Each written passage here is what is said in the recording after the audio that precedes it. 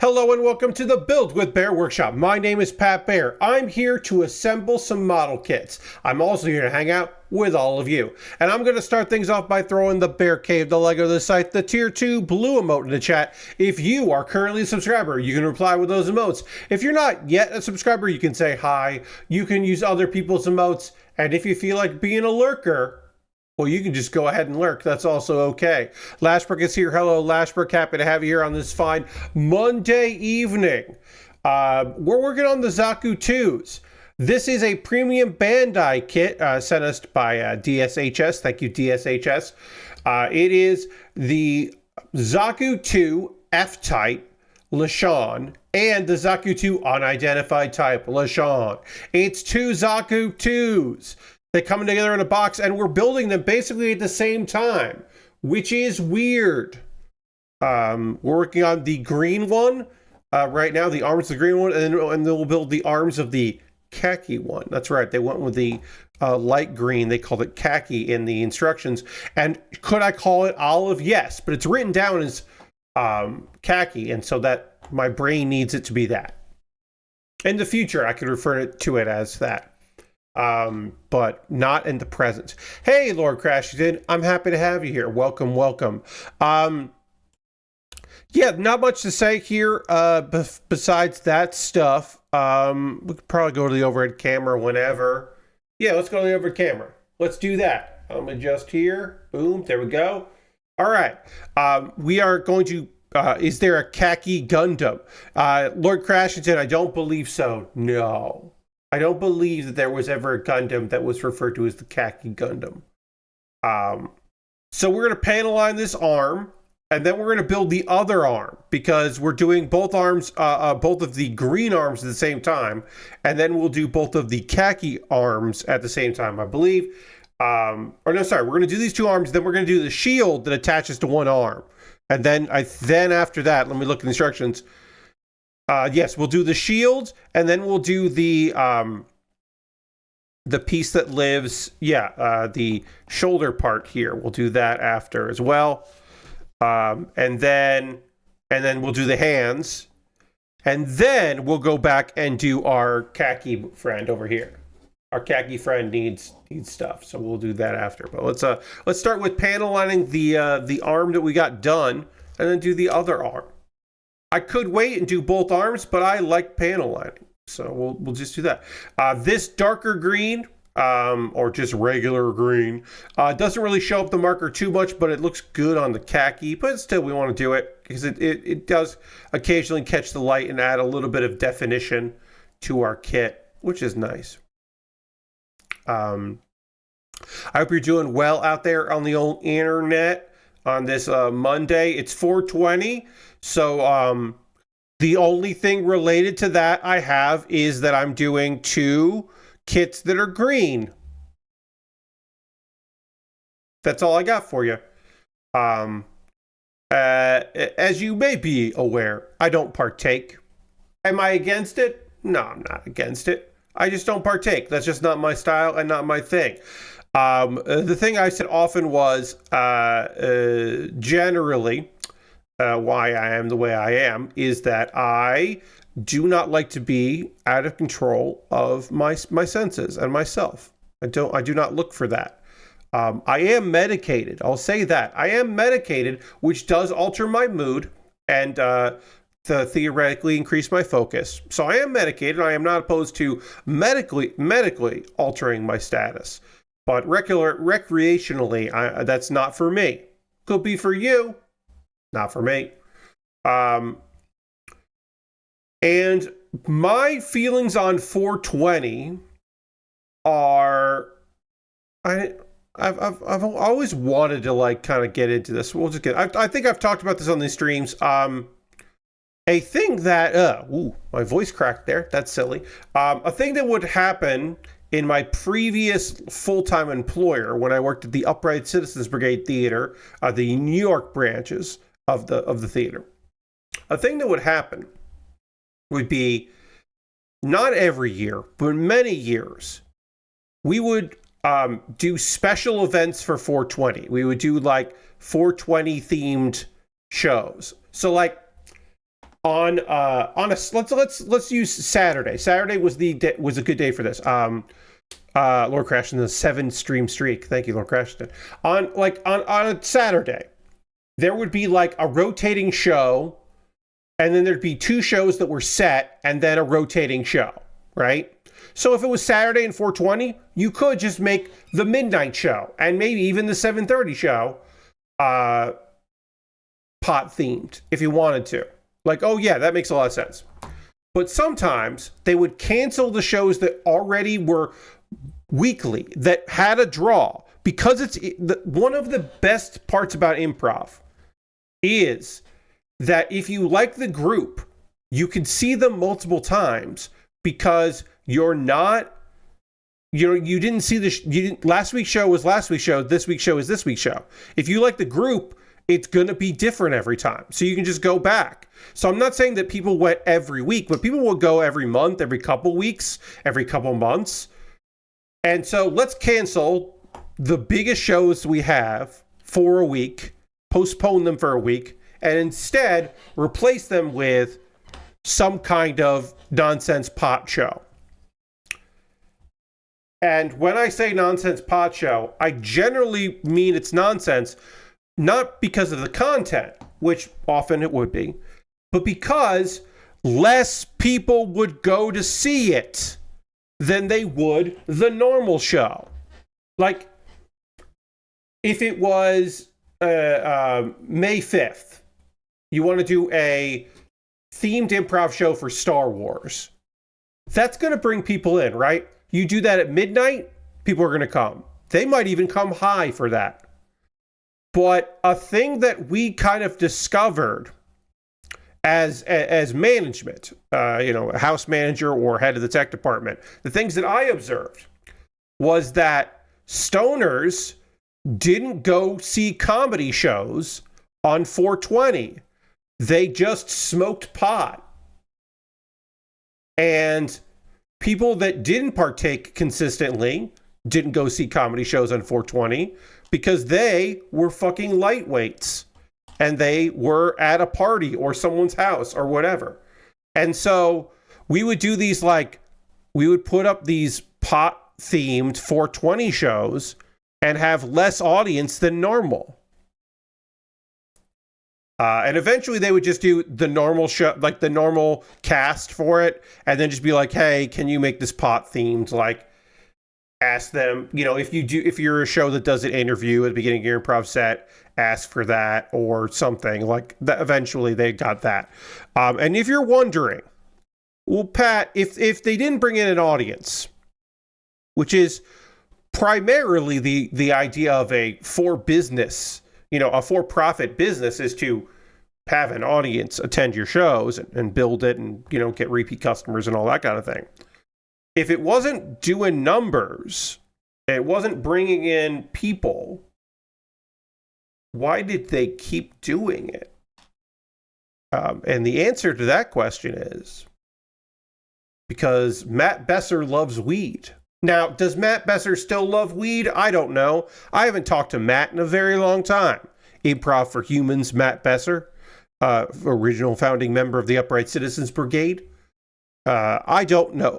A guy who once on a podcast threw me under the bus, and I will not get into that story because it's fucking fine. It was surprising at the time that he was that my boss, one of now former founder. Oh, sorry. Founding member of the Upright Citizens Brigade Theater, founder, one of the 4 founders of the Upright Citizens Brigade Theater, now for several years in no part related to the theater and its operations at all. Of course, also myself included in that. I'm not either, but that's a separate matter. But he was on a podcast, and I apparently at one point made someone feel bad in the course of doing my job. And he was like, he shouldn't have done that. And it was like, no, Matt, you'd be very happy I did that.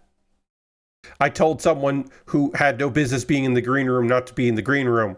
And you you would have been furious. Matt Besser would have been fucking furious if this person had been in the green room at that time, because that person at the time was just some guy. So you would have been fucking furious that we let that guy get back there. But I got thrown under the bus for that. Whatever. Anyway, Matt Besser loves fucking weed and pushed for there to be weed-themed shows at UCB. Sometimes I'll expand on this. I've talked about this before. There were drinking themed shows as well for like St. Patrick's Day. I also didn't like those. So I'll say it wasn't just the weed show that I didn't appreciate. There were other shows I also didn't appreciate. Themed nights, I should say. One of which was again St. Patrick's Day, where everyone just got blackout drunk.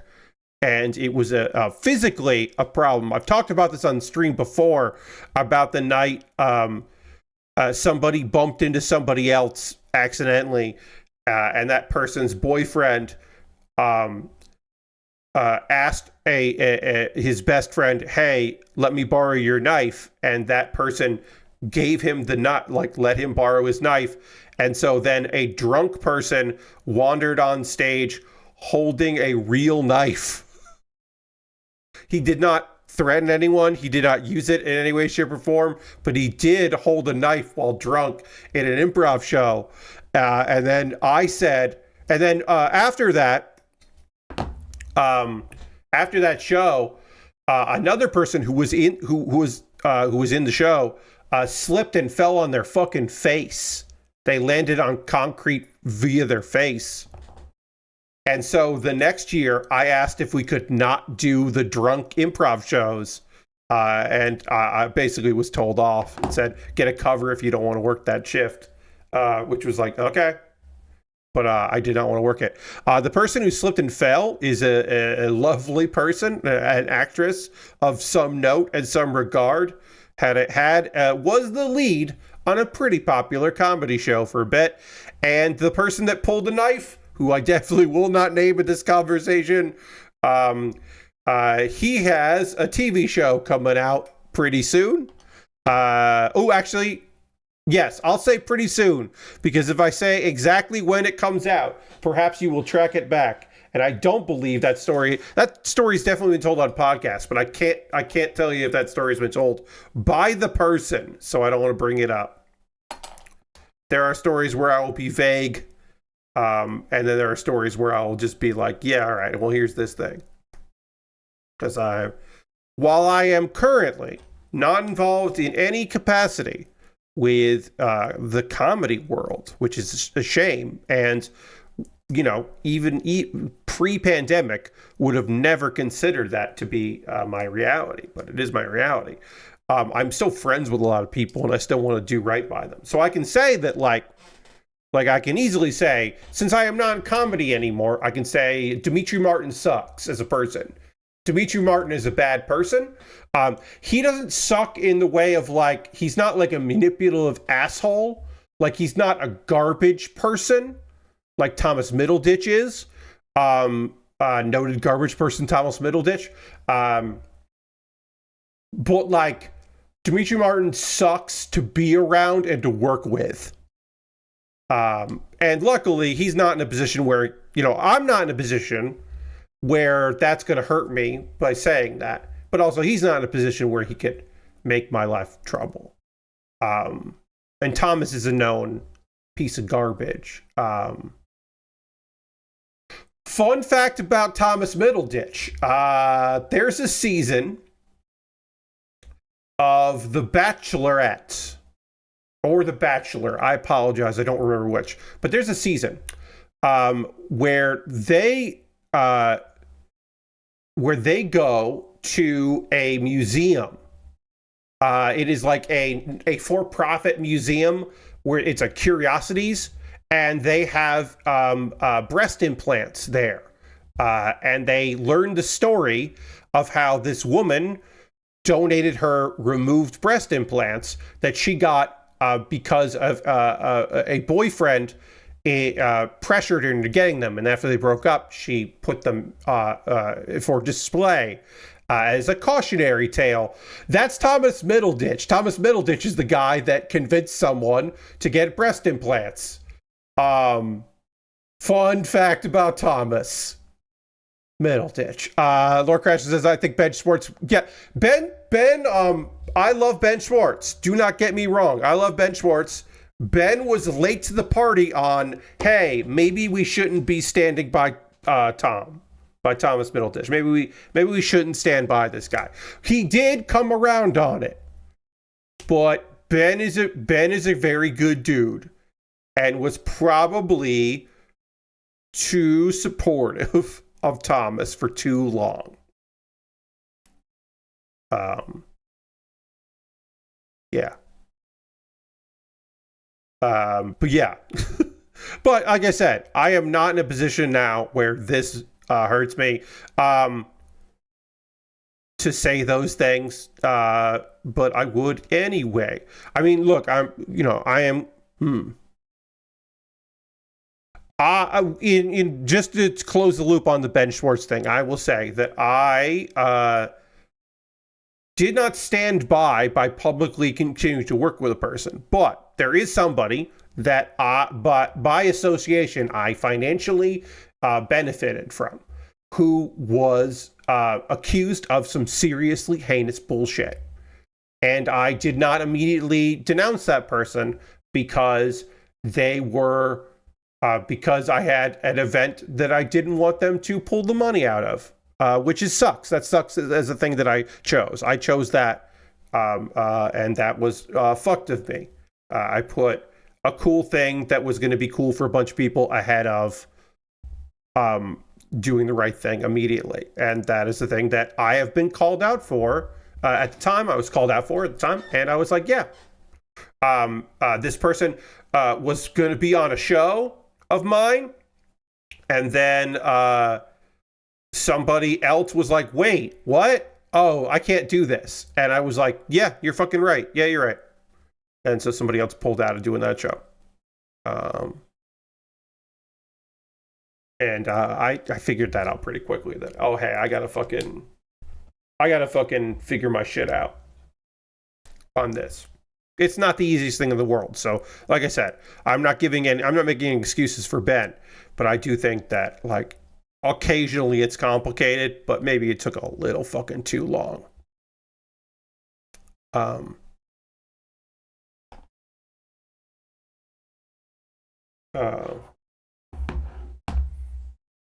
Thomas was like booted out of I mean, he wasn't really a member of the Shakespearean improv company. At that time, he just sat in with them a lot. He wasn't like an active member, but they were pretty much like, oh yeah, we can't do this anymore. So that was always nice. It's that shit gets messy. That shit gets messy. That shit got messy. But yeah, it's hard to do that stuff, but it is important to do that stuff. That is a thing that I have certainly learned over the years. That you gotta figure that shit out pretty fast. I mean, this all started because I was just talking about 420 and how I associate 420 with audiences not showing up to comedy shows, and we canceled shows that were good so that people would fucking show up. Ugh. Always frustrating. I don't know if I have anything else to say about that. Christmas shows? Oh, man. Christmas-themed comedy shows always did really well. Especially, like, end-of-the-year wrap-up shows. End-of-the-year wrap-up shows, like, because there's I'm going to use this expression. I know some of you don't like it. Holiday taint, where it tanked Christmas, but it tanked New Year's, the week between Christmas and New Year's. Shit's fucking dead out there for a lot of stuff, except entertainment. Entertainment always did really well at the yin yang there, the holiday question mark times. Those always did well because, hey, New York City, people are visiting and they've been there for a couple days and they want to do something cheap and fun. So let's go to the fucking comedy theater. Now, you would have talent that wouldn't be around. Some talent would take off. And so you would do like, you know, either Christmas shows right before, or you do end of the year.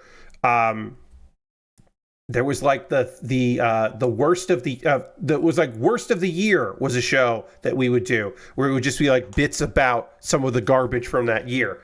And I remember that we did that show, and there was we did a wrestling themed bit on that show, and that was the beginning of hosting an improv show with wrestling, because it was the people behind it, Charlie Todd of Improv Everywhere, and Eugene Cordero. Eugene has a podcast about auditioning and doing that, and being an actor going out for stuff. He just started a podcast, which I was really happy about, because Eugene Cordero is fucking phenomenal. But they did a bit about wrestling, which led to us doing what then will become UCBW, which was phenomenally important to me.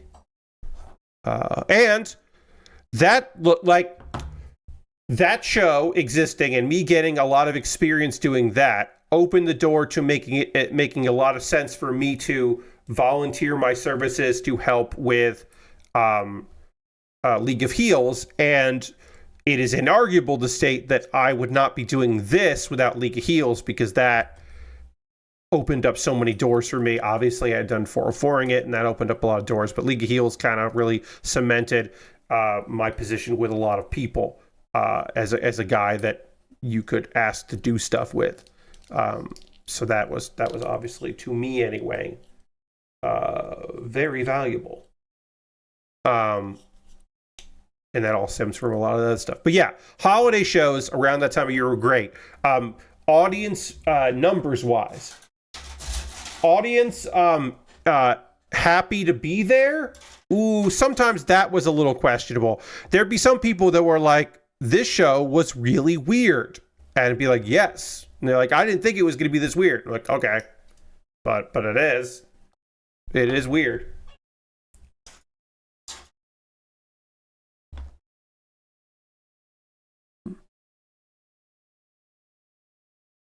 Let's see.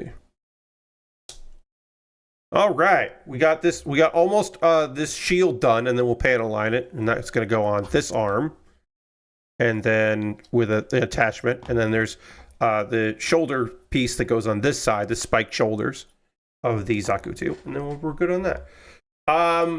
Let's see.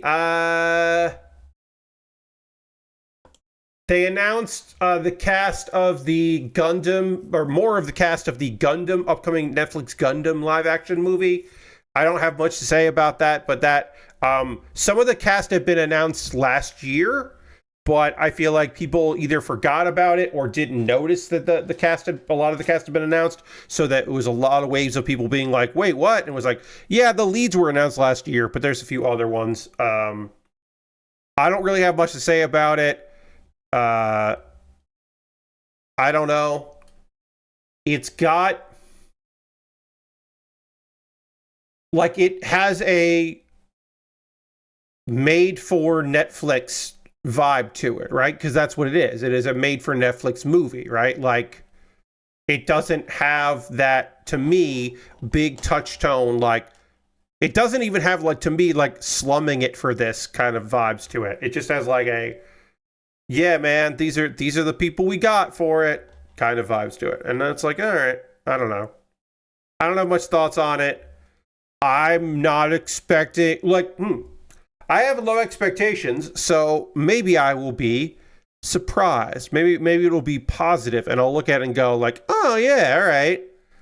Yeah, hell yeah, that was cool.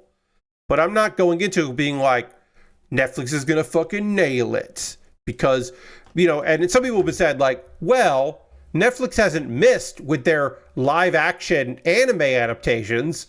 I literally saw someone write that. They said that. with their mouths, or sorry, with their fingers. They typed that out. I saw that. And I was like, wait. And luckily, somebody did ask them, did you like the Cowboy Bebop adaptation, or did you not? Did you forget that was Netflix? And they was like, oh, I forgot that was Netflix. Okay, they're not. They have missed. They're like, okay, good. Woo. Because I was like, look, somebody out there likes that Cowboy Bebop adaptation. Like, it's statistically impossible that someone didn't enjoy it. It was just like, oh, what are we talking about here? Like, clearly that was a fucking miss. Like, what are we saying here? What are we doing here? Like, words mean things. You can't be out there saying like, oh yeah, I mean, Netflix is like, just because obviously One Piece really fucking good. I think there's a made for Netflix Bleach that's like pretty good. It wasn't clear that it wasn't gonna be a complete story. It's basically just like the setup for the anime. It's a weird kind of thing. Without any character names attached, it doesn't do much for me, says Lashbrook. Yeah, I mean, like, yeah. You're just like looking at an actors list. If you don't know who's playing whom, you're just like, okay. Like, you know, you're like, well, which one of these is Char? Because that that is gonna mean something, right? Like, yeah, we don't know. It's like, we probably, if it, like, the Yu Yu Hakusho live action wasn't terrible. You're right, Lashrick. It was fine. I didn't watch the Death Note live action, which I have heard mixed things about. Some people thought it was pretty cool. Other people thought it was terrible. So I don't have I can't tell you because I didn't see that one, because I didn't need to know if it was good or not, because that's not my jam. That's not my thing. But yeah. And obviously the One Piece show is exceptional. You know, jump ahead. I really like that show. It's a great show. I really enjoyed my time with it. I'm done with the second season now, and it was really fucking good. Yeah, I don't know. So yeah, there was that. That's a piece of gaming news. Or gaming and anime news. Hey, Pragmata sold about like 1 million copies in like 2 days, which is pretty interesting. That is available on the PlayStation 5, the Xbox Series X and S, and the PC. There is a Switch 2 version coming out this week. It is not out yet. Capcom has talked about it. They said that most of the people working on it that are fairly new to the industry and to Capcom, that they got some younger folks working on this one, which is cool. That's fun. That's like when I talk about Pragmata, I am not talking about like my interest in the game, right? I am talking about it from a industry observation, right? Like, hey, we've had Capcom has had some successes, realizes they can't just make Resident Evil forever and re-release old games and then do sequels and sequels.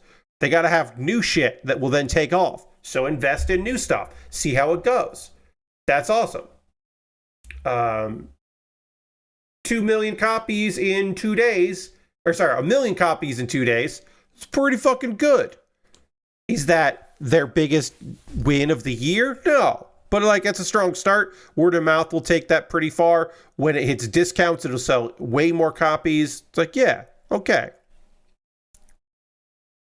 Good for them. Let's see. Speaking of movies, we talked a bit about the Netflix Gundam movie. Elden Ring live action film has a release date. And a bunch of cast members got announced. It's coming out March 3rd, 2028. So it has a release date. So that's an indication that movie, I mean, you know, things it could get canceled still. It could get pushed. It could get changed. But that's pretty much like Once you have a release date, things are in place. But that's 2028. Tom Burke, Havana Rose Liu, Jonathan Pryce, John Hodgkinson, Jefferson Hall, Peter Serafinovich, Serafinovich. And we already talked about other people. Nick Offerman's going to be in fucking the Elden Ring movie. To me, that's the most exciting casting. Because I'm just like, hell yeah, man. Whatever the fuck they get him to do, that's just cool. Nick is awesome. Nick fucking rules.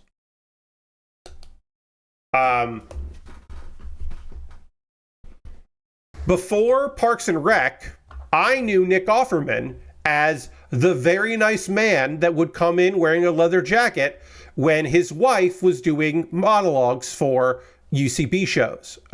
Even before when I was just an audience member, he would be showing up because Megan Mullally is an incredible talent and very funny, great monologist, but like did Chicago stuff with all those people. And so like would show up if Amy Poehler and Rachel Dratch were going to be there. Sometimes they would be hanging out with Megan. She would come, and then Nick would come and sit in the audience and laugh with his very good laugh and be very sociable and very polite and very nice. And then they announced Parks and Rec, and it was just like, wait, I know that guy.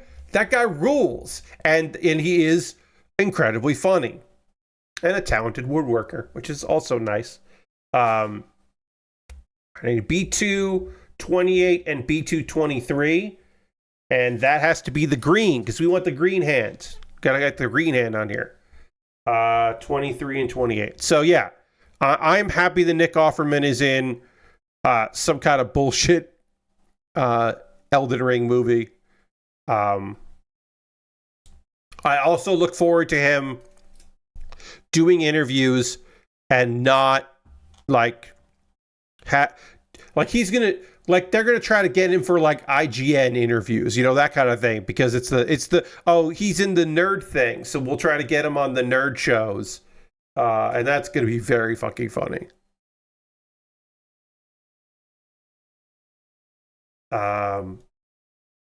Yeah, we don't know anything about who's in what. Alex Garland is doing it from Ex Machina and Civil War.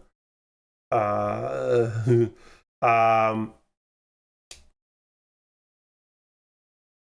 also, apparently, he has been doing something. George R.R. Martin is on the production team. He also helped with some of the world building for Elden Ring, apparently. We don't know the extent of that, but we do know that that is a thing. So he's apparently involved in the movie. So it's like, okay.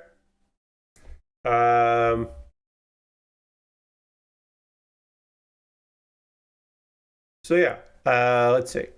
Other things. This was interesting. Starfield came out on PlayStation 5. You may know. There was a new paid update, and then came out on PS5. There was a free update. And last week came out on PS5, and according to Circana, they're the people what look at the ratings for stuff. A lot of their information is self-reports. Some of their information is based on like UK in-person sales, because that's still a country where people buy games in person, although that is also going out of favor. Various ways they can be reporting on this. But Starfield was the best-selling game of last week, which was not necessarily a week that had a lot of stuff coming out of it, but there was a paid expansion, there was a free update, and yeah. So they don't announce Starfield for PS5 is the reason that it was the best-selling game of that week, because they might have also sold other copies because of the updates and all that. Like, attention to what was going on. It might have also had something to do with it. I can't tell you one way or to other, but it is interesting. A Bethesda game had issues. Yes. Although, Lord Christian, I will say, I didn't say that at all. I don't know where you got that from. Did I say anything about that? I was just talking about how it sold really well and had a free update and a paid update. I don't think I said anything negative about it. Like, Starfield is fucking Starfield. But, yeah, this was the issue. People bought it. It's the best-selling game of last week. I don't know. Lurk Christian, I'm sorry. If I said something negative about it, I don't remember doing that, and I apologize. But I was not shitting on it or talking about issues at all. It's all positive stuff. It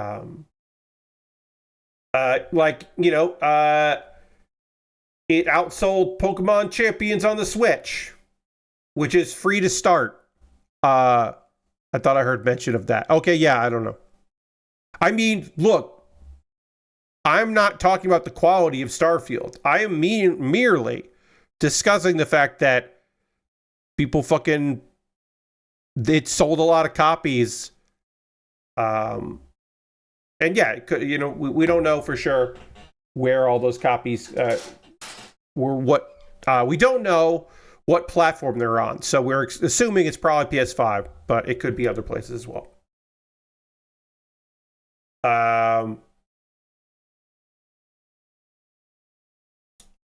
Yeah, so Pokemon Champions is digital only and free to start. So it's probably going to be tough for them to yeah, and they also this is a good point written here in Kotaku. Circana does not receive digital sales data from Nintendo. So Pokemon Champions might have sold more copies than Starfield did. It just can't be reported in this. So that is a good caveat. I should have said that earlier. So I apologize for not having that earlier. I did forget about the fact that, yeah, other companies report their digital numbers. Nintendo doesn't. So you can only go on Nintendo for physical sales or if they make a press release. But they usually don't do a press release about that stuff. So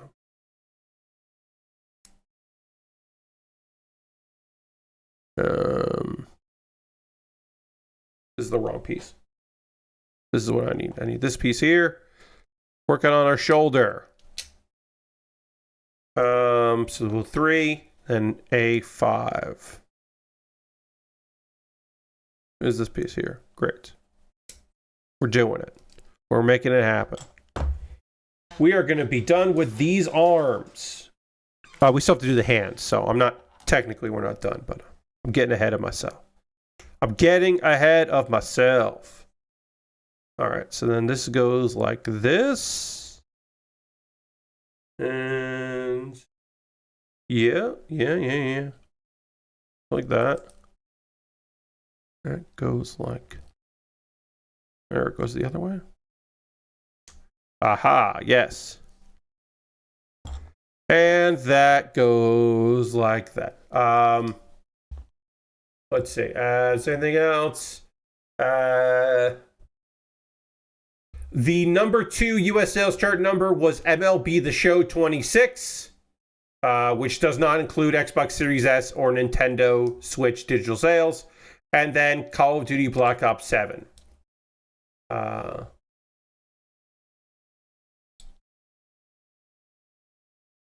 And then this was the 4th best week that Starfield has ever had as far as sales. The first 3 weeks of the game coming out were when it was at its best, which makes a lot of sense.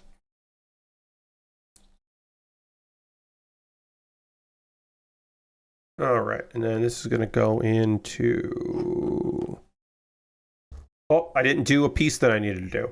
I fucked up, everybody. I was supposed to do this again, and I didn't. I messed up. Now I have to make up for my mistake. D222. And D222. Is there a D222 on this sheet, or is it the other sheet? D222. There is. Okay, great. Any other news stuff here? Oh yeah, okay. This is kind of neat.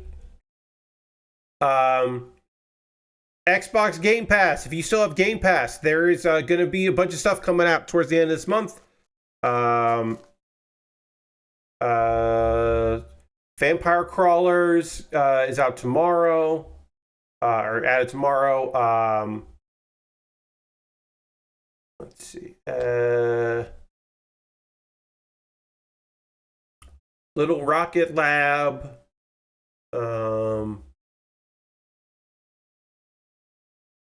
SOPA, Tale of the Stolen Potato, which is a narrative adventure game set in a South American pantry, which came out last year on PC, but is now going to be on Game Pass.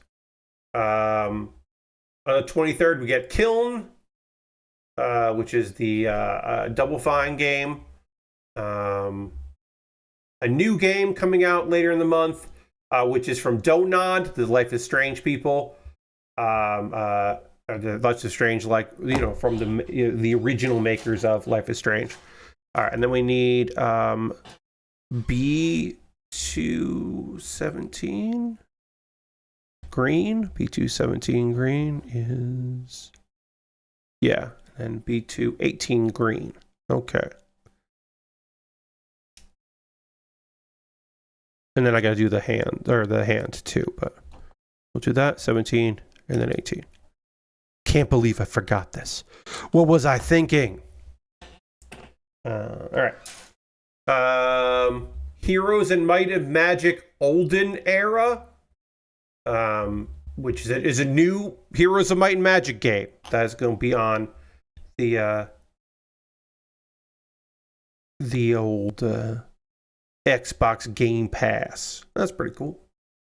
Let's see. And then on May 5th, so not this month, obviously, but coming on May 5th to Game Pass, Final Fantasy V. Kind of neat. Also, at the end of this month, some games are leaving. So if you want to check these out before they go and you have Game Pass, you've got some time left to do that. If you wanted to check out Citizen Sleeper, Creature of Ava, Dragon Ball Xenoverse 2, Endless Legend 2, Goat Simulator Remastered. They're both on there? That seems weird, but sure. Hunt Showdown 1896, NHL 24, which is through EA Play, and Revenge of the Savage Planet, which I have heard very good things about, but I have not played myself. But again, I have heard some good shit about that shit. So, May the 5th be with you, indeed. And like I said, Final Fantasy V, a bunch of stuff. Kiln sounds like, interesting. SOPA, Tales of the Stone Potato, seems pretty neat. That seems like kind of cool. That's coming out tomorrow. I don't know. Narrative venture, South American pantry. It's like, oh, okay. Seems neat. Yeah, that's about it. Again, slow news day.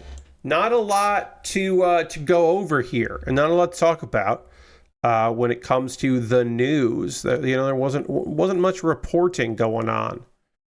I guess. Look, I didn't watch anything with WrestleMania, so I can only comment on what I know about WrestleMania, which is I'm glad I didn't watch it. I'm glad I don't watch that company anymore. There are wrestlers there that I like, and I hope the best for them. Let's see.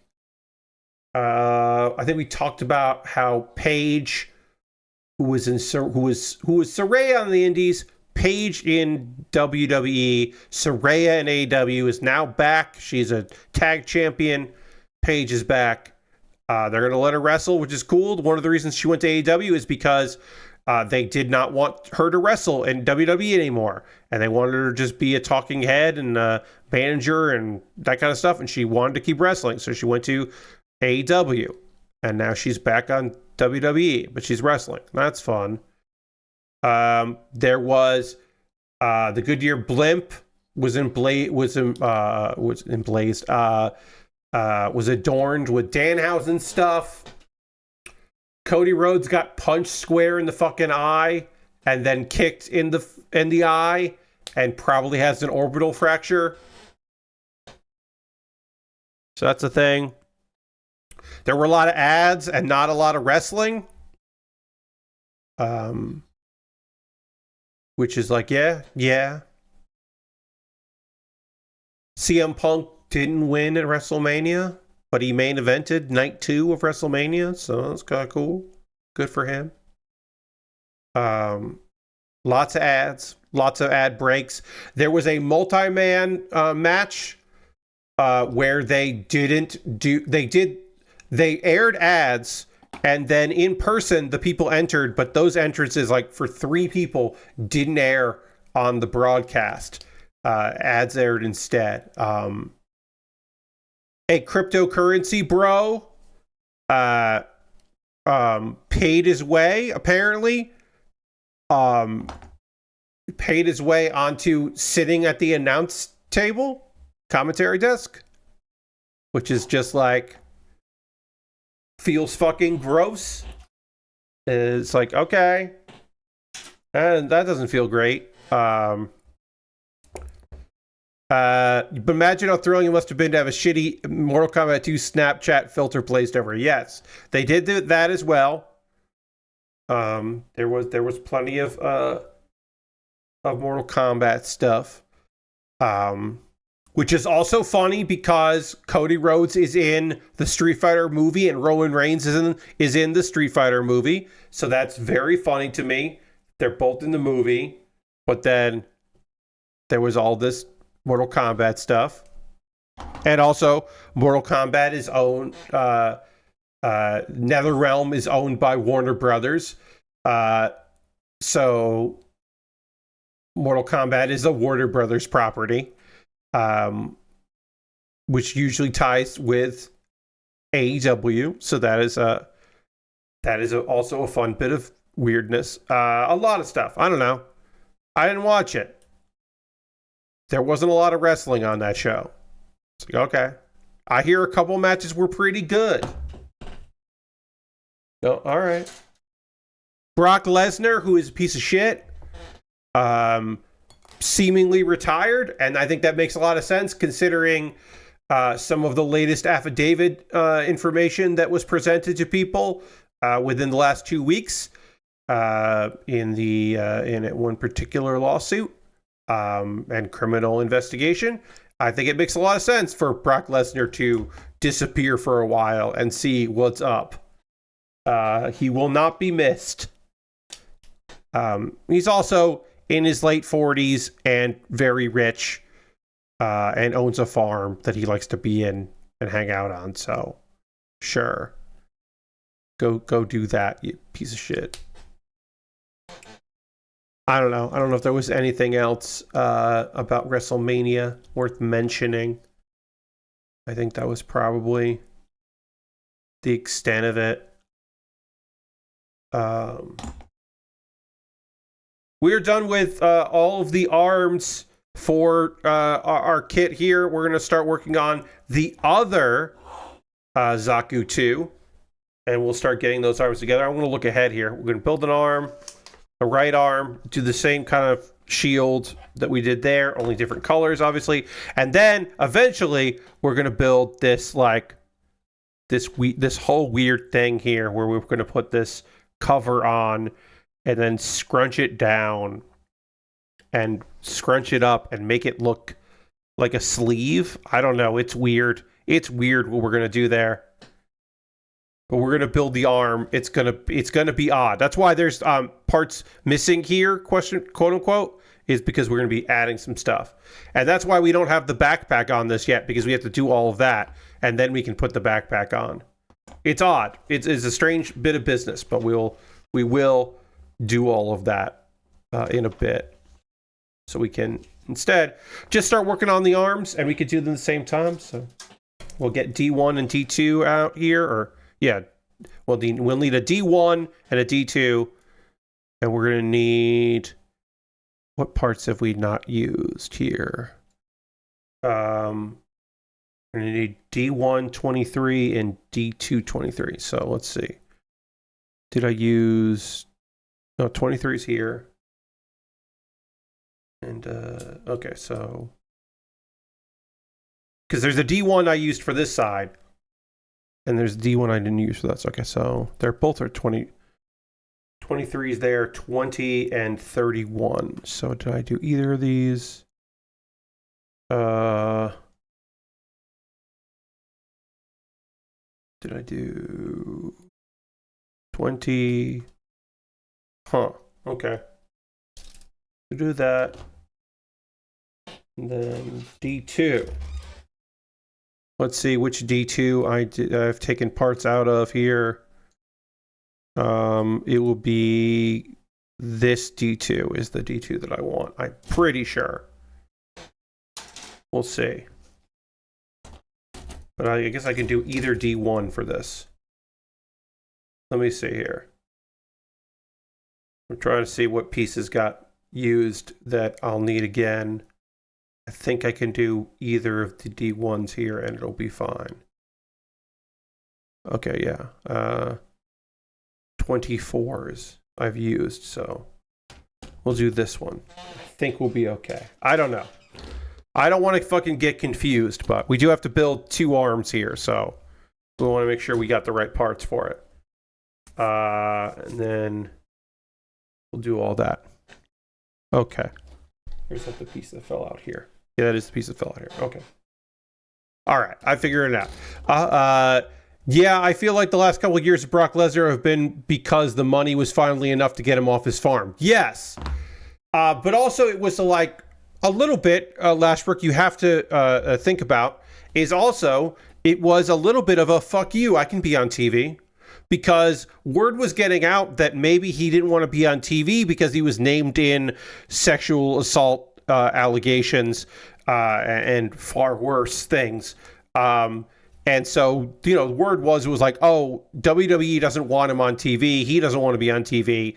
And it felt a little bit like, oh, yeah, well, if the money's right, I'll fucking come back. And he did, which is, of course, garbage. It, of course, fucking sucks. It's shitty and it sucks. And but I do think part of it was probably to stick it to the haters. Ugh. But yeah, I want him to fucking go away, and I hope he fucking does.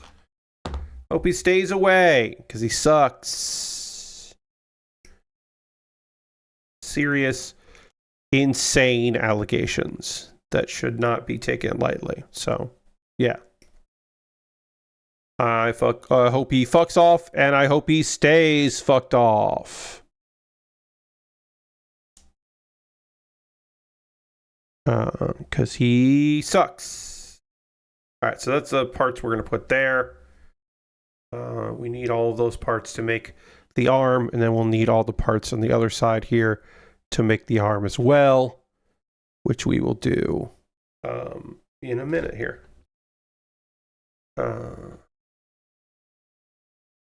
Yeah. And we'll do all that again in a minute. Pardon me. All right. So now is the part of the stream where I am going to take a brief pause here. We call it the pause for the cause. This is my opportunity to talk directly to you about things that you can do to support me, ways you can support the channel if you are so inclined. Everything I'm about to talk to you is optional. You are under no obligation to do any of these things. But if you would like to, you're more than welcome to help me out if that is something that you would like to do, and I will give you some opportunities to do that. If you are currently a subscriber to the Build with Bear workshop, you can throw the Bear Cave, the Lego, the Scythe, the Tier 2 blue emote in the chat. Being a subscriber is the easiest way to support what I do here financially, through cash money or your Prime Gaming token. If you would like to become a subscriber, that would be rad. I believe just about everybody watching right now is a subscriber, but on the off chance that I don't have somebody here who isn't, I'm going to let you know. You could also gift a sub. You could do that as well, if that's something you want to do. Bits and coins, always appreciated. You could also join my Patreon at patreon.com/PatBaer. Over to my Patreon, there's a $1, $3, $5, and $10 tier. There are different rewards for the different tiers. Consider joining me on Patreon. And one of the nice things about the Patreon is that there's some voting that happens. So if you're at a certain tier, you can vote on things. There's a Q&A that'll happen at the end of the month, and you're the only people to get to see that monthly Q&A. So did not show up. Nightbot, what's going on, Nightbot? I'm gonna write my own message in here because Nightbot did not show up with the Patreon message, so I'll just do it myself. I'll do it live. Over on my YouTube channel. Hey, I got a YouTube channel. You can subscribe over there. youtube.com/PatBaer. Nightbot is not entering the commands, so I'm going to do it myself. That's weird. Whatever. What the fuck, Nightbot? What? There it is. It just took a really long time. That was weird. Anyway, I have a YouTube channel. youtube.com/PatBaer. Over my YouTube channel. Subscribing. Free, of course. Please do. But if you would also like to throw a little money my way, you can become a member there. And for just $2 a month, you'll get my Wednesday videos on Tuesday. So tomorrow, you will get a message with a video link that other people have to wait longer to watch. So that's a thing you could do if you want to do that. Those are monthly ways to support me. If you just like to throw something in the tip jar, I've got a Ko-Fi and a PayPal, and you can make a direct donation like that. And everything I make through YouTube, which includes AdSense. So if you watch my videos, that does also financially help me out. And if you have YouTube Premium and you're watching, monthly on that, then that's fine. You're not even seeing the ads, but I still get paid as if you were seeing the ads, which is nice for me. Through Patreon and through Twitch, all the money I make from this, anything I do streaming wise that makes money, goes into a fund, and from that fund I pull out money to buy model kits and equipment. The overhead light that I recently added, that is thanks to all of you. The kits I have in my backlog that I'll be working on soon are all thanks to your generosity. Past use helping out present me, although in this case the kits that I'm building right now, they're from a viewer. And if you want to buy something and have me build it before I build anything else, the way to do that easily is to go to my Amazon wish list and buy something off the wish list. Anything purchased on the wish list gets a dedicated video on my YouTube channel about the thing called a mailbag video. It jumps the queue, becomes the next thing I work on, as I said, because that's the least I could do. I recently added, this is an expensive item. There is a Ghibli papercraft kit. Now, some people may remember that a long time ago, when I was still in New York, I think this was probably like 6 years ago, I did some papercraft on stream, and I did these Studio Ghibli papercraft, and they were phenomenal. I just kind of got nostalgic for it. So I put one on the wish list. It's a cat bus on top of a house. That just seems cool. I would like to build that. That's the thing. I got model kits, I got Lego sets, I got inexpensive kits, I got expensive kits, I got knockoff Lego on that list, some weird brick kits from third-party companies we've never heard of and we may never hear from ever again. Check it out. See if there's something on the list that appeals to you. My alternative to Amazon is I have wish lists on Throne because it's nice to have alternatives. Oops, let me get that in there. Throne. There's Throne wish list. Good. And of course, the most convoluted and complicated way to support me financially is to go to USA Gundam Store. USA Gundam Store, you can buy a gift card. They will send you an email with the gift card code. then you can send me a whisper on Twitch or Blue Sky, a message on Blue Sky or Mastodon, a private message, of course, with that. And that is a way to support me financially that is convoluted and complicated. If that's something you need, that's what gets you going. If you want to support my work, but you don't want to spend any money, I get it. I have a Discord, and you're welcome to join the Discord. We would love to have you there. I'm going to put that link in the chat. This is also all in the show description of the YouTube archive. What's up, YouTube VOD watchers? There are some of you out there. A couple of video links for you to check out. Hey, there's a lot of isekais this season. There are 11 isekai, and I talked about all of them in a video called Pat Bear's Anime Club. And if you want to know about all of the isekai and which ones I'm watching and which ones I might check out and which ones I probably won't watch, I made a video about that. You can look at it right there. And then Kuma Baer is my weekly anime recommendation series. It's a YouTube short where I recommend anime. That's what Kuma Baer is. And all throughout the month of April, I'm recommending shows from the previous season, in case you missed some of them, including Frieren Season 2. It's so fucking good. It's my anime of the year right now. Do I like Akanebashi? Yes. Do I like Witch Hat? Altier? Yes. Are they Frieren Season 2? So far, no. So far, they are fucking not. But they're so good. So anyway, I talked about how much I loved it. And you should watch that 1-minute video. I've got more coming. Let me quickly just check right now. Yeah. Yes, I have. I did record the ones that are... I do have a video of the one that's going up tomorrow. That is recorded, edited, and uploaded. For a split second there, I was like, shit, did I remember to upload those? Because I know I made them. And I know I edited them. And then I was like, but did I upload them? Are they uploaded? Now I'm looking, and apparently the answer to that question is, if I go into, unfortunately, press the button that says content. Hate that. Yes, I do have 2 unlisted videos, and I could push one of them tomorrow. My Frieren video didn't do as well as some of the other videos, which is a shame. It's okay, but it's a bit of a shame. That's okay. It ain't the end of the world. All right, let's see. So, I have 2 manga that I want to chat with you about, and then I have an anime that I also want to chat with you about. So we're gonna get ready to do all that. I do need to drink some water because I am needed that, and we need to get back to the overhead camera so that we can keep working on the arms on this ding dang kits. It's still arm day, so in order to do all that, we gotta dramatically transition back to that, and we gotta hit a button. I gotta drink some water. We'll do all that right now.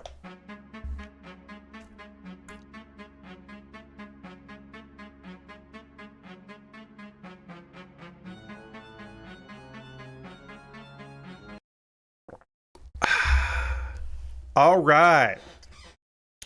So as I said, I'm going to start by talking to you about 2 manga that I have been reading that I think are very cool and worth discussing.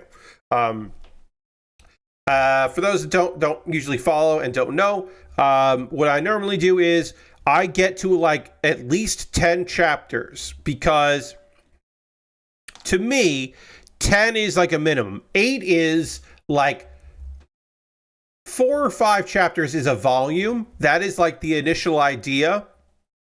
And maybe the arc is done and completed and figured out by 8 or 9. And then they get into like what's next, or it's fleshed out. Sometimes it's a slow burn.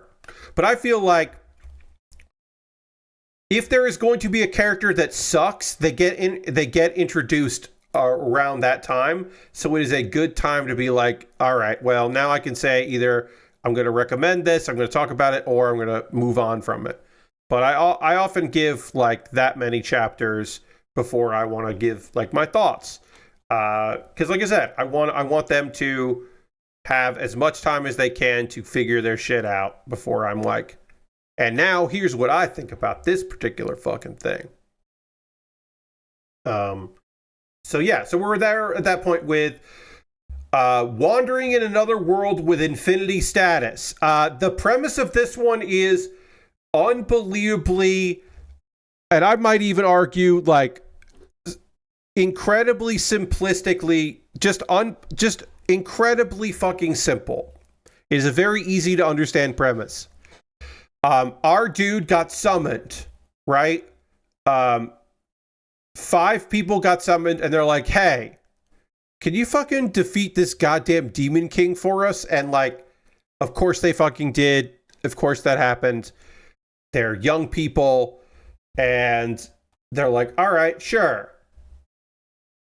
And we got to see how we can train you, what you're going to need in order to accomplish this feat. Like, we'll figure it out. We'll make sure that you're all set.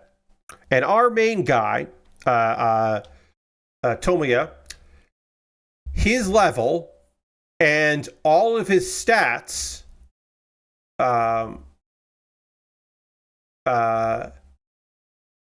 also there's like a shop where you can buy things, items and stuff, because he's got that special ability that he can shop.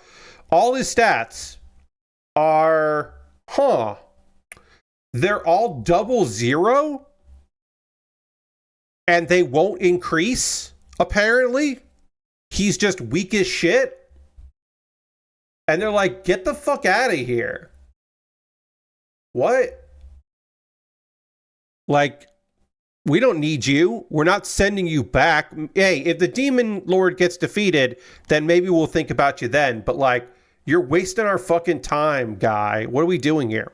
Now, based on the title and the fact that this is an isekai and it's a manga, you have come to the conclusion that this world does not understand what the infinity symbol is.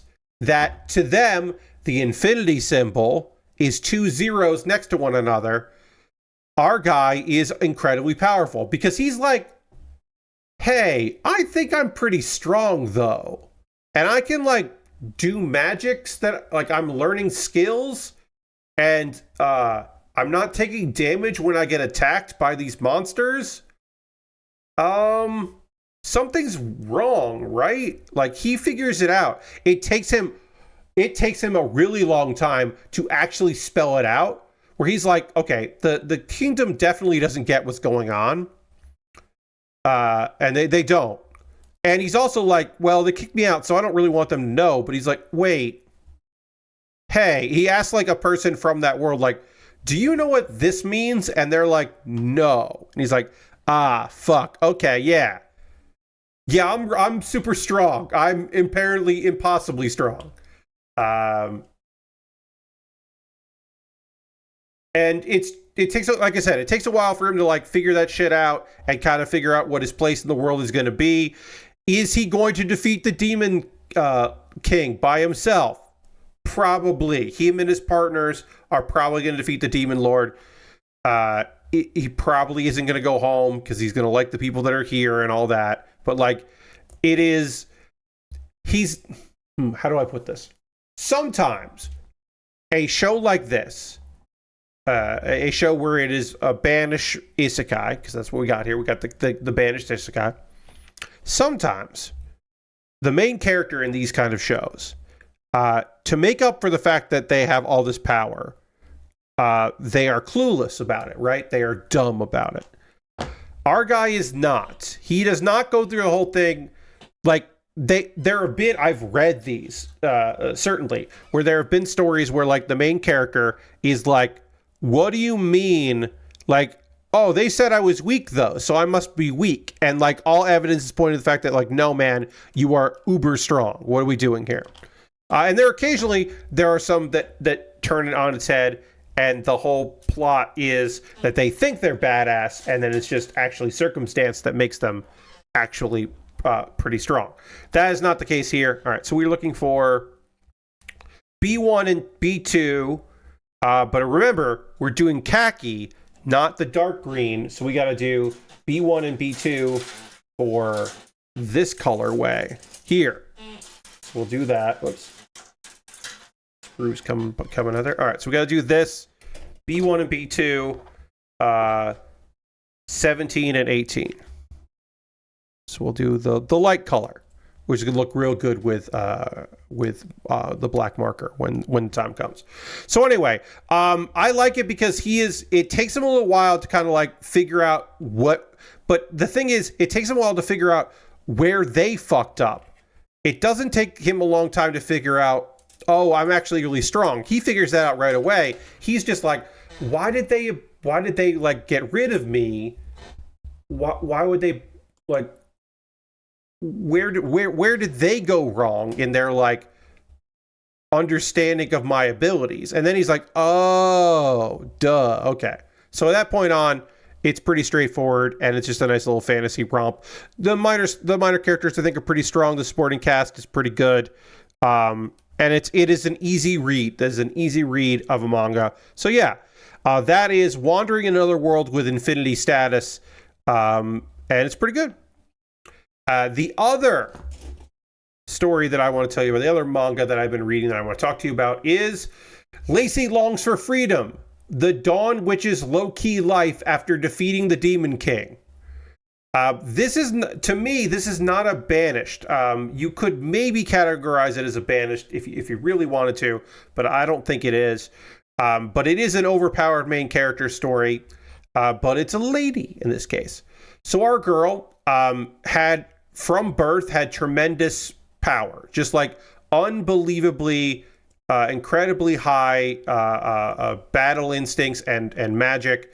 And people were like, she can't be left alone. This girl can't just do stuff on her own. So she was taken care of by the state. And part of that was they were like, hey, we want you. Okay, I don't know why either of these isn't working. This is D122. Sorry, I got to figure this out because this is not fitting snug. And I don't know why. Oh, it goes this way. Okay, I got it. I figured it out. I had it facing the wrong direction. The problem was me. I was just doing it wrong. Anyway, so she's on the party as the mage. And this is the first time she's ever really kind of felt alive. Like, this girl is just, she kind of wants to be left alone. She doesn't really have a lot of human interactions with people because they're scared of her unbelievable strength. And so she's like kind of just a loner. But then she joins the heroes party to go and defeat the Demon King, right? So she's going off with them, doing her thing, making that work. And the hero kind of looks out for her. The whole party does. Now, we in the chapters that I've watched, we read, we haven't really seen a lot of the other heroes party. We're just being introduced to another member. But we do get to see our main guy, Wayne. He is the hero. So we do get to see Wayne a bit. And hey, we didn't read any of that stuff. We don't know about their feats. We don't see the Demon King. We just know he got defeated, peace and prosperity. And now it's time for Lacey to do her final act and she can kind of live however she wants, except for the fact that it is her responsibility to have a child. That is her like payment for defeating the Demon King. Not enough for them. They need her to pass on her magic ability to the next generation. And once she does that, she can just be in a loveless marriage with some noble and kind of fade away. And maybe they'll call her back into service if it turns out that there's the next Demon King shows up or something like that. They might call her back. But for right now, that's all she really needs to do. And the hero is like, hey, what? You can't do that. Turns out the guy that she was engaged to, this noble, was literally didn't have a mistress, which he could have after the fact, had an affair before they got engaged. And everyone's fucking embarrassed about that. And Wayne uses that information to go, okay, we're changing it. My reward is her freedom. We're not doing this. If you want me to stick around in this country and help you out in the future, we're fixing this fucking problem. And so they do. And early in the first episode, we find out, yeah, like that's what's happening here. Our girl, Lacey, gets to retire. She gets to go and hang out in a relaxed environment and just kind of like have some time not dealing with fucking bullshit, which is awesome. And we love that for her. She has a house. She's kind of like out in the boonies. Oh, I should say, if you're like, well, Pat, she defeated the Demon King. She must be fucking famous, right? The title even includes the Dawn Witch. So she is the Dawn Witch. But the thing is, this is in a world that has like photography in it.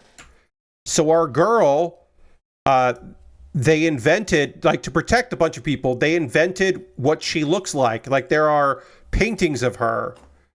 And that's not what she looks like. That she's, you know, a young lady. So she can blend in. Now she is unbelievably strong, but she can kind of blend in as just being whoever, and it isn't gonna be a problem. It's not gonna like really bite her in the ass in any way, shape, or form.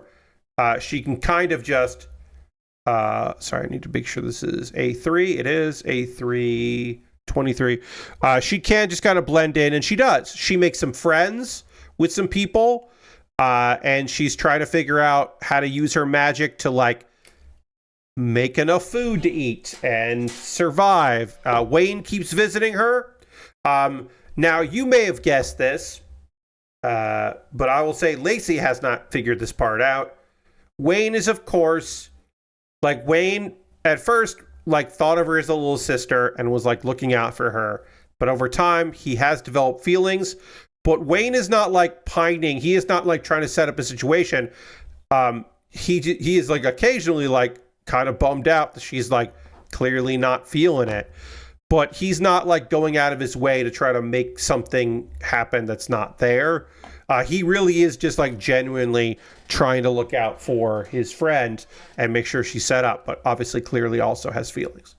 And she's trying to figure out a way to like pay him back for all his help.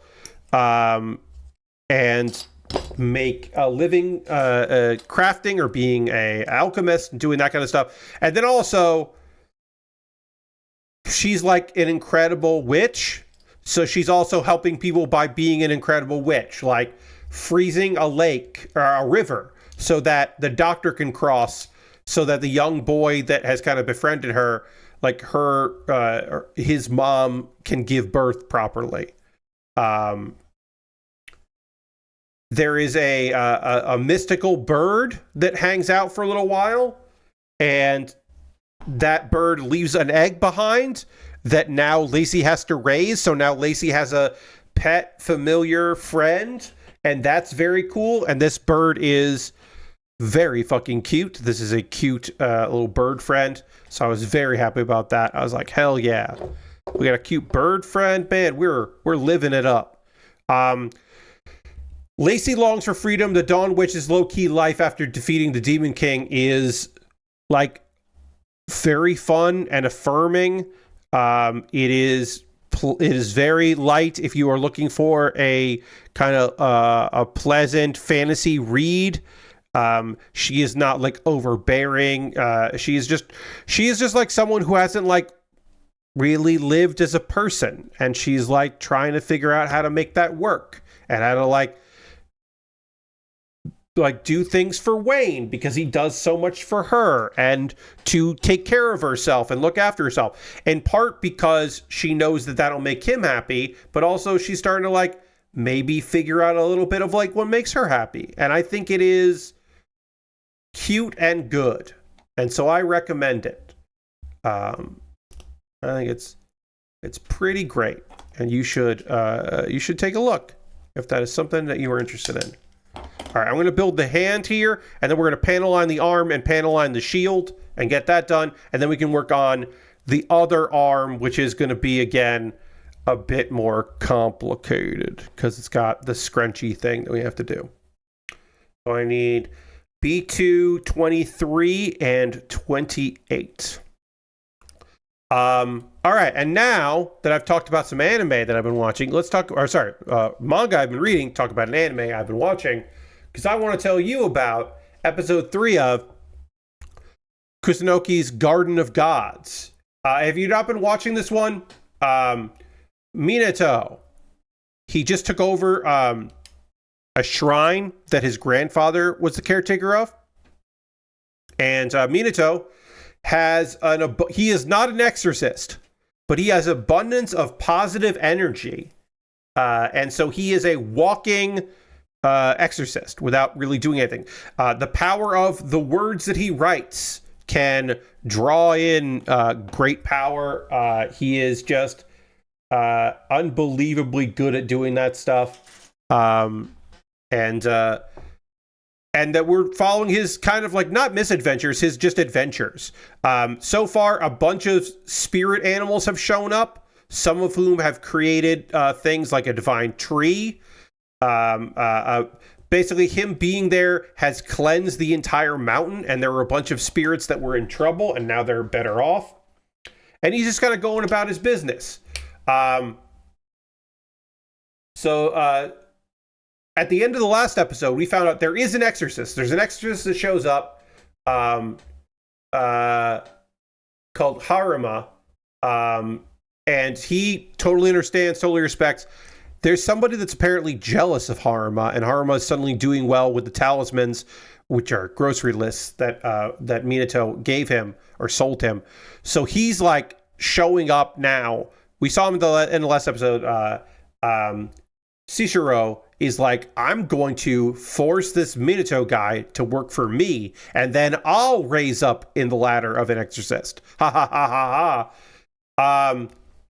But the first spirit of the mountain that we saw, Yamagami, sends Cicero to another dimension where he experiences the feeling of death over and over and over again, which I have to say is the harshest thing in this anime that we have seen.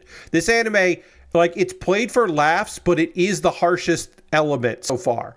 It has been mostly chill. And this is like, oh, you're going to mess with our savior? Well, now experience death for a while and to learn your lesson.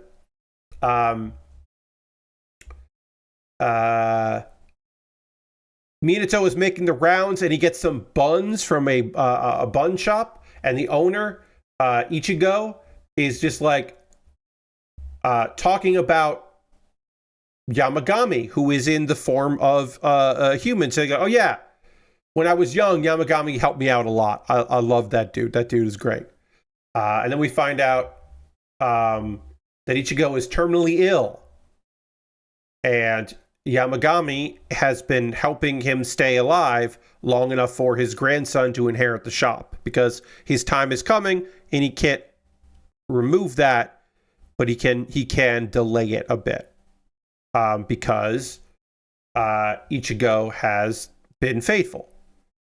And so it's like, it's not, it is sad, but it is like a little melancholy. It's a nice moment. Again, this has been a mostly chill series. This is a little bit like, slice of life does not necessarily mean chill. Some chill shows are slice of lives, and some slice of lives are chill, but they are not they're not like synonyms.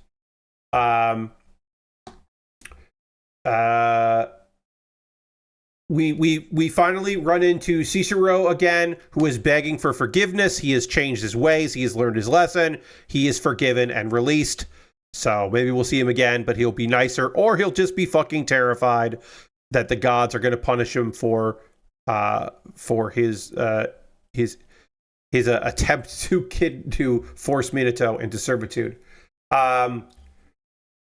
Minato just kind of like, they're asking about like, hey, what do you miss from your old life? Is there anything that we could do to make it better? These are basically the gods, and the bigger spirits are like, hey, how can we help?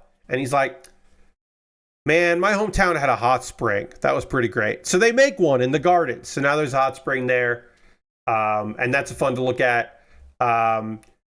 Kieran, who we saw in a previous, the spirit of the forest we saw previously, shows up to thank Minato. And Minato's just like, that's awesome. I'm so glad you're okay. And so Kieran is just like, well, you're not going to ask for anything like weird and ridiculous. Like, it's like, oh, sorry, I'm used to like humans being selfish and annoying. So this is nice. Cool. Fujin and Raijin, who were like, look kind of like small spirits, but they're big deals because they've been living into the garden. And because Minato has been so respectful of them, they start growing into their adult forms because they're the goodwill of the people. And of course, Minato, again, very powerful, is rubbing off on them positively, which is nice. And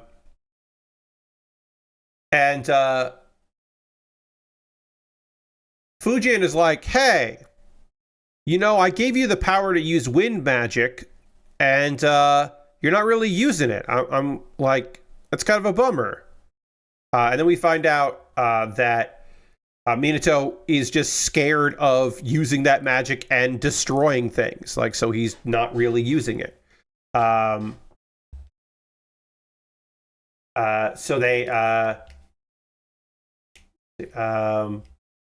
they create a temporary dimension for Minato to train his magic, which is kind of cool. Meanwhile, Minato's mother sends a message saying like, hey, the nameplate that you carved for the house is broken. Now, that's a bad sign, right? Because there's so much magic imbued in that nameplate that like it's going to take something for that to get broken. Turns out it is a warning that is probably a spirit that is near there being like, hey, shit's serious here. The protective energy around here that he did, it wore out. So like we need him back to like get a refill. Let's see. So after he does his training in the temporary dimension, and by doing that, kind of powers up a little bit more. It seems like he's powering up a bit more. He creates a new nameplate, which will be even stronger and protect that whole area. And Kieran, the spirit of the forest, takes off after being there for a while and leaves behind a durian. And a bunch of the spirits that are there are like, no, what? No. And they reject it because, of course, durians smell bad, which is a little bit of business. And then we get the cliffhanger into the next episode because we didn't see Haruma, the exorcist who has been helped out a lot by Minato, but we do get to see him because there is a home in the area emitting miasma, which is obviously not a good thing. So we'll see how that gets dealt with. And my assumption is it gets dealt with pretty quickly because he's so powered up. So yeah, this one had some darker moments that were, of course, played for laughs, and one that was played for a bit of melancholy there, which I'm not opposed to. This show has been pretty fucking chill, but it doesn't always have to be chill. So I'm not like mad or anything that they did an episode that had a little bit going on by any means. I really like the show. I think it is an interesting premise.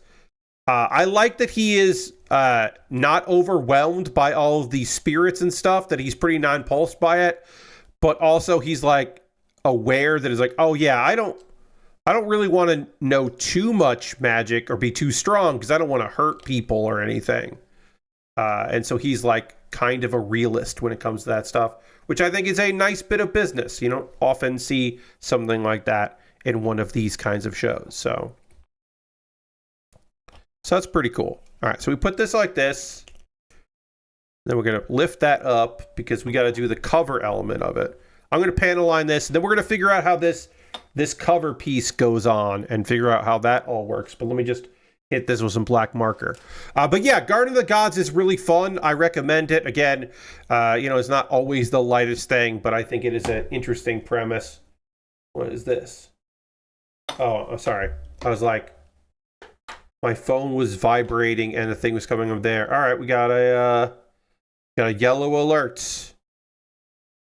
Got an armed and dangerous person.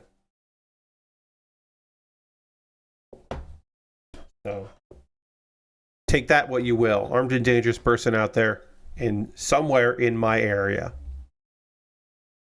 So, keep your head on a swivel is what I'll say. If you live in my area, I guess.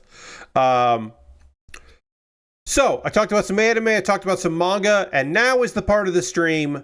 This is some people's favorite time of the stream.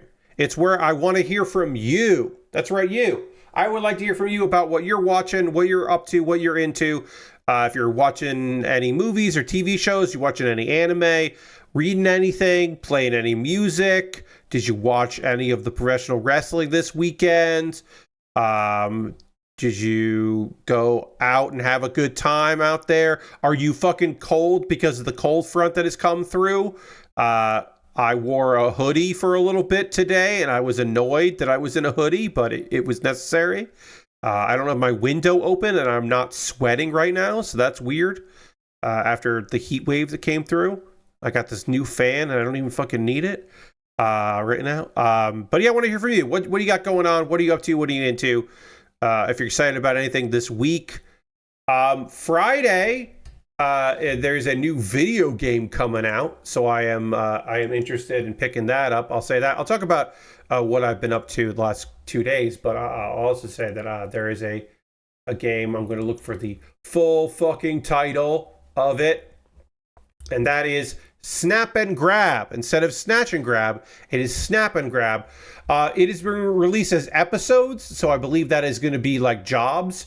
And episode 1 comes out this Friday, and I am excited about that because it seems neat. So I will be getting that game on Friday. And we are going to play it next Tuesday. Originally, I was going to do next Tuesday, original plan, not tomorrow, but again, next Tuesday. The original plan was to do Pokemon Randomizer. That's going to get pushed for a week.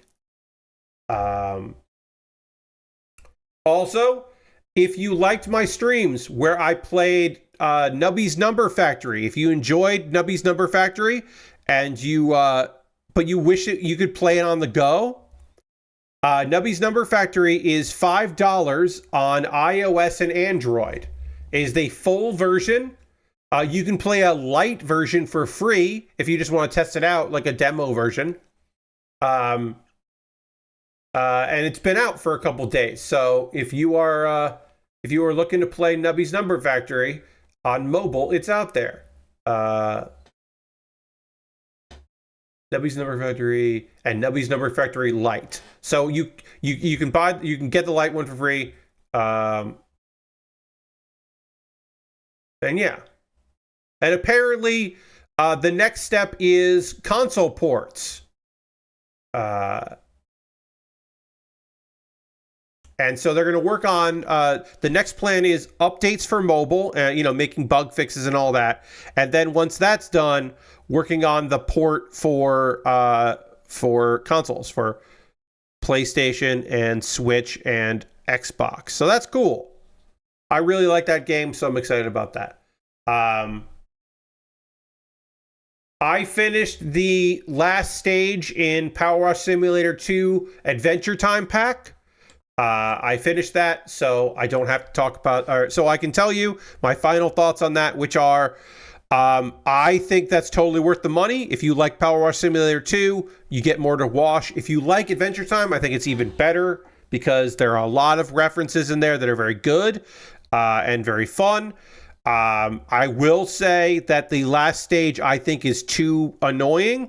It is not necessarily that it's too big, because it is big, but it's not like unnecessarily big. The main issue with it is that because it's a treehouse, there are a lot of places, there are a lot of layers to the treehouse, and there are some spots that are annoying to access and annoying to clean. And there were a couple spots where I like couldn't fucking figure out, like I couldn't parkour up there, and also then like Jake couldn't get up there, and I had to use I had to use a bunch of random equipment, and like it was kind of and like extenders, poles, and it was frustrating. It was a frustrating oops, knocking over some stuff here. Sorry, let me fix this here. It was a frustrating bit of power washing. So I was frustrated with that, but eventually it all worked out. All right, so we're putting on this like cover here, and then we're going to put plastic on top of it. There it is. I got to open this up, and we're going to scrunch it around. I'm actually going to use a tool here to open it up. I use the ABS. Okay, yes.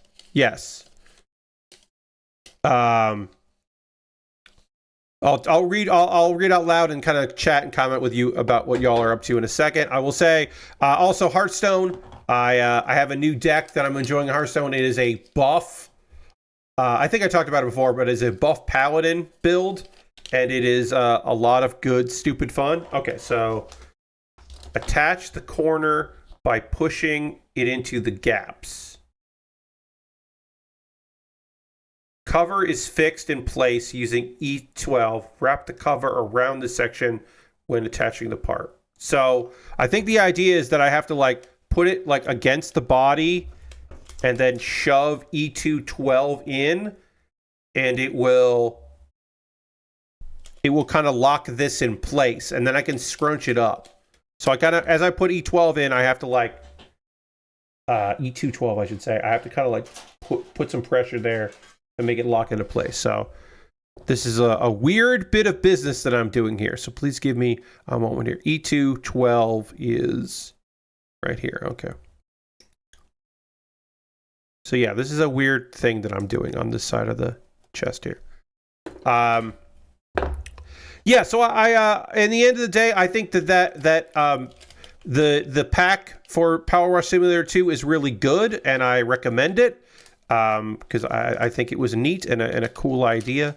I would not have expected that to be the crossover thing or the first DLC, but I think it's totally worth picking up.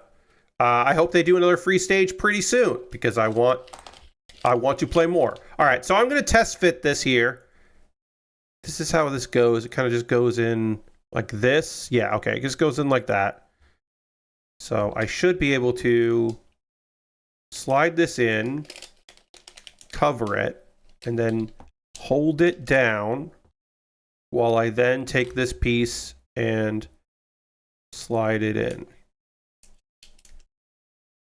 Okay, so now it should be held in place by this scrunchy stuff there. Oh, that didn't fully go.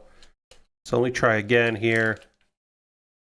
We'll kind of push this down here. And so I'm pushing it in like this, and then sliding it in like that. All right, I think that worked this time. And then we do that, and then we do the piece on the back, and E11 will hopefully also lock it in place. E211. All right, I'm figuring this out. Anyway, yeah, I'm playing Hearthstone. I got a deck, a Paladin deck that I really like. It is kind of goofy, but fun. So I'm having a good time with that one, and yeah, just playing a little Hearthstone, having a time. It's enjoyable. All right, so that's in like that, and then they want me to put the arm in. Oh yeah, they want to scrunch. Add creases to the cover before attaching the arms. So we'll add creases before we attach the arm. This is so weird. This is a weird thing that we were doing here, but sure. So they want me to like scrunch this up and kind of pull it through. Like it's I don't know, like it's like an undershirt you're scrunching up, or like it's a big tube or something. I don't know. I don't know what we're doing here, but we're scrunching all this up and then putting this piece in. Wait. Did I miss a step here? I missed a step somewhere with this arm. What did I miss? I put that there. No, okay, I didn't miss a step. Wait. Did I put this arm in wrong? Is that what I did? Or the shoulder I put in? Oh, okay. I didn't scrunch it up enough. I have to scrunch it up to this piece here. We put this like this.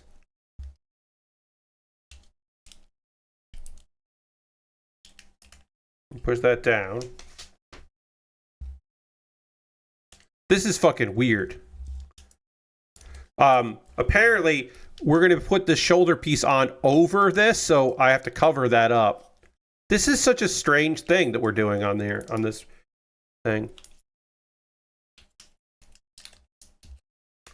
Yeah, this is weird. So we're going to do it like that, and then we're going to put the other arm pieces around it. Very strange. A3. Oh, sorry. I need B2 15, B2 16. 15 and 16. There's 19. I need B2 15 and 16. But I don't have that. It's 13, 14. All right, so I need B1 15. Great. All right, I got these. These will work. Let me read what y'all have been writing, because I think I talked about everything that I've got going on. Lord Christ says, I've been playing the indie game Gecko Gods. That is pretty fun. It's a bit like Wind Waker, but with a regular gecko. Cool. I mean, it is called Gecko Gods, so I'm glad there's a gecko in it. I think you'll be like, there's no if you were like, I'm playing Gecko Gods. There's a hamster. Been like, what? Wait, what? I would be confused. Lashmer says, it wasn't quite cold enough for a hoodie today. Okay, but it was kind of drizzly, and it's better than carrying an umbrella to go get groceries. True facts. That is a truth right there.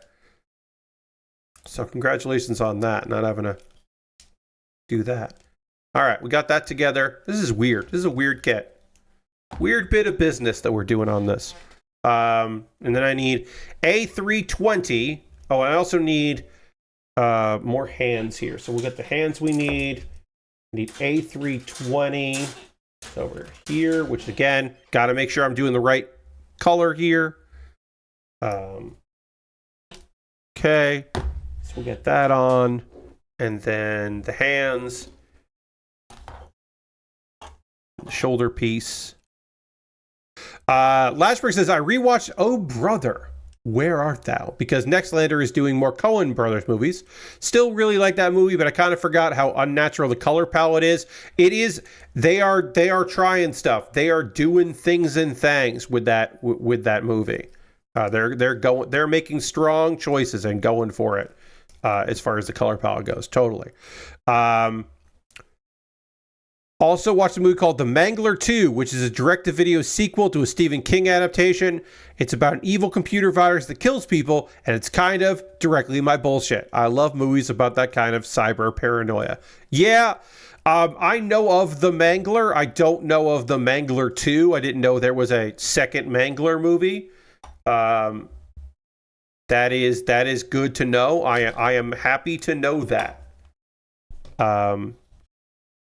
We'll panel line this, but I want to get this shoulder piece on because it's weird, because it has to go on through this, and I don't know why. I don't know how or why it does, but it does. And so far, it's not doing that, so I might end up cutting a little bit of this out to like get this to sit right, because it's not, and that's weird.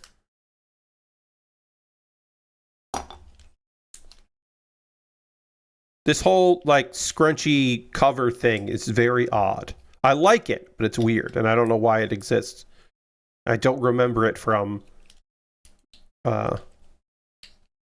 Requiem for Vengeance. So There it is. I got it on. That was annoying and weird.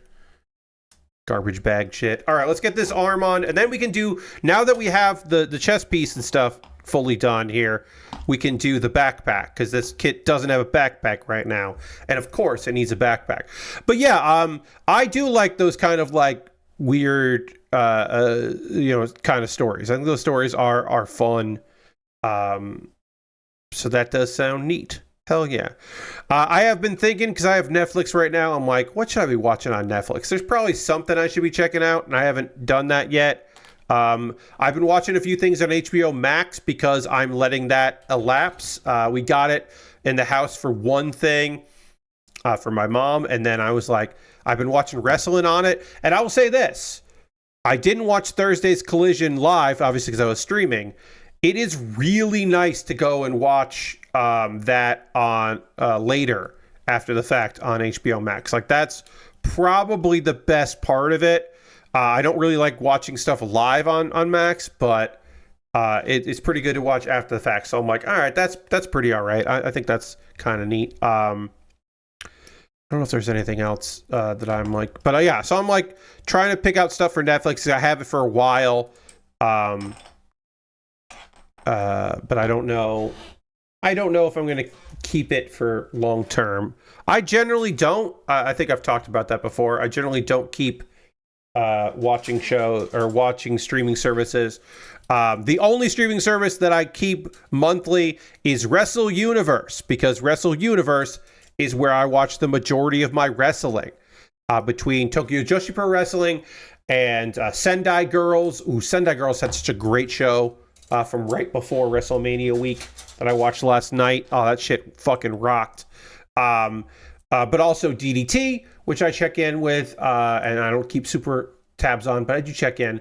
And then a few other ones, Uptown. There's a few show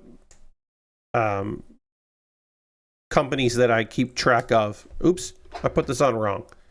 Can I pop this out and fix it? Let's find out. I put this on upside down, and it kind of doesn't work, but okay, good.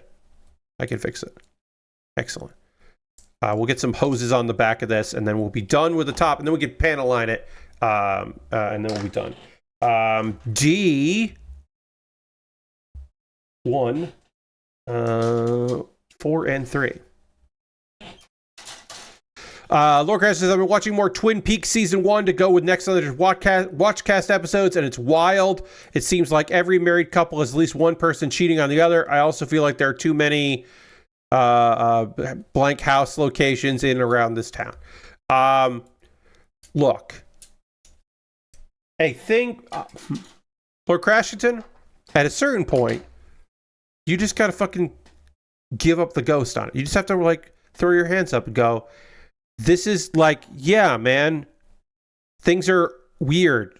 It's fucking Twin Peaks. Like, sometimes Twin Peaks is like unbelievably surreal, and you're like, I don't even fucking know where they're going with this, but okay. And then sometimes you're like, well, that's a strange choice. Okay, they're making some odd choices here. Like, I don't know what's going on with this, but at a certain point, you just be like, yeah, I don't know, man. Shit's weird. And kind of just go with it. If you're looking for like world building consistency, I don't know, man. I don't know if you're gonna get it in Twin Peaks. But some real good vibes, some real good energy, and some real fucked up weird shit goes on in that particular show. In all the best ways. All right. We have done this. We're going to panel line the backpack, and we're going to panel line this arm on Thursday, I've decided. And also on Thursday, it's going to be fucking leg day. But look at all the progress we made. We have 2 shields done here. There will be more shields because these are double shield kits. But we have done... it's still fucking weird, man. We have done... 2 Zaku 2's upper bodies are completed, and that's cool. I'm happy about that. But it has been some work. Tomorrow's stream will be pretty cool, and I'll talk about that in a moment. But first, before we do that, not only are we wrapping up here, we're going to go on a raid. That is how we end every stream around here. We're going to go find somebody doing cool stuff that we want to go hang out with, and we're going to go support them and see what we're up to. We always end with a raid, and it is a Monday, and so we're going to see if we can do our normal Monday raiding, and we can, because Mary Kish is playing Gecko Gods. We just heard about that tonight, so we're going to go hang out with Mary Kish as Mary plays some Gecko Gods and see what's going on with that. I encourage you to come along on this raid. If you can come back tomorrow night, please do. I will be playing Piece by Piece. It is a game that I wanted to play 2 weeks ago, but I had to cancel the stream because my voice gave out on me. It's a lot of fun. We are a fox running a repair shop. It seems very chill and cool. It came out in March, and I've been wanting to play it now for a while. We will play that tomorrow. I hope you will come and hang out for that stream. I hope you'll come along in this raid. I will see you soon. Goodbye, everybody. Goodbye, goodbye, goodbye. Goodbye, goodbye, goodbye.